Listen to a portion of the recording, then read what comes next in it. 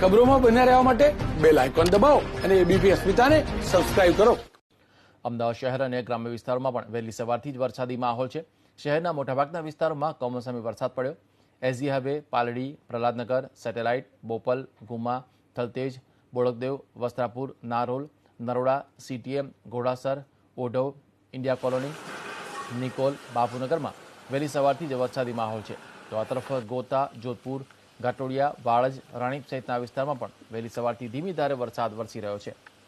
અમદાવાદના ગ્રામ્ય વિસ્તાર એવા સાણંદ, બાવળા, વિરમગામ અને ધોળકામાં પણ વરસાદી માહોલ જામ્યો છે. ચોમાસા જેવી સ્થિતિ સર્જાઈ છે. અમદાવાદના લોકો અત્યારે સ્વેટર નહીં પણ રેનકોટ પહેરવા માટે મજબૂર બન્યા હોય તેવું પણ લાગી રહ્યું છે. અમદાવાદમાં મોડી રાતથી અમદાવાદના અમુક વિસ્તારોમાં કમોસમી વરસાદ વરસી રહ્યો છે કે અમુક વિસ્તારોમાં ઝરમર છાંટા તો અમુક વિસ્તારોમાં મોટા પોરે પણ વરસાદ વરસી રહ્યો છે. અમદાવાદના ચાંદલોડિયા છે, ગોતા છે કે પછી બોડકદેવ છે, એસજી હાઈવે છે, પ્રહલાદનગર છે જેવા વિસ્તારોમાં વરસાદ વરસ્યો. અને અત્યારે હાલ પૂર્વ વિસ્તારની વાત કરવામાં આવે તો મોડી રાત્રે પૂર્વ વિસ્તારમાં પણ અમુક વિસ્તારોની અંદર વરસાદ ખાબક્યો હતો.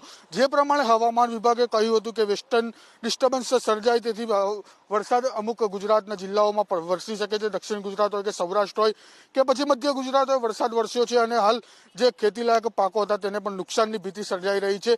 તે જ પ્રમાણે અત્યારે અમદાવાદના આપ દ્રશ્યો જોઈ રહ્યા છો તે એસજી હાઈવેના છે. એસજી હાઈવે પણ અત્યારે હાલ ઝરમર વરસાદ શરૂ થયો છે અને જે વરસાદના પગલે અમદાવાદ વાસીઓ અત્યારે સ્વેટરને બદલે રેનકોટ પહેરવા માટે પણ મજબૂર બન્યા હોય તેવું લાગી રહ્યું છે. અત્યારે હાલ જે દ્રશ્યો આપણે જોયા તે એસજી હાઈવેના છે અને એસજી હાઈવેના દ્રશ્યોમાં વરસાદ વરસતો હોય તેવું પણ લાગી રહ્યું છે. કેમેરામેન પ્રભાત ઠાકોર સાથે ધવલ બારોટ, એબીપી અસ્મિતા, અમદાવાદ.